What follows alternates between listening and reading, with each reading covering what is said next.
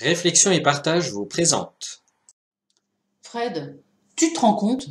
L'homosexualité, c'est une abomination. Non mais, c'est abominable ce que tu dis. Regarde cette vidéo.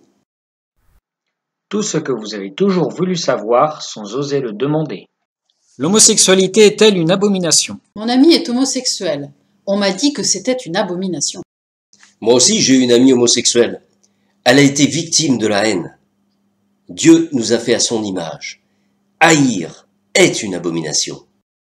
Dans la Bible, c'est pourtant écrit. Manger des fruits de mer, dans la Bible, c'est aussi une abomination. Par ces règles, les Hébreux voulaient se distinguer des autres peuples.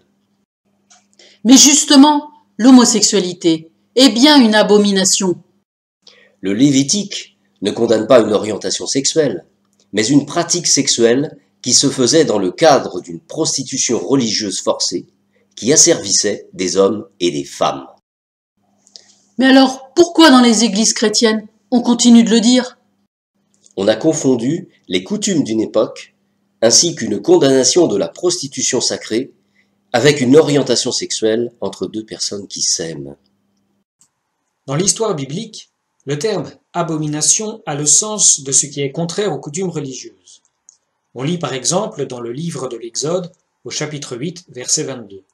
Moïse dit « Il ne convient pas de faire ainsi, car ce que nous sacrifions au Seigneur notre Dieu est abominable pour les Égyptiens. » Dans le dictionnaire aujourd'hui, le terme abomination est défini comme ce qui provoque un sentiment d'horreur, d'aversion, de dégoût que l'on ressent envers une personne ou une chose.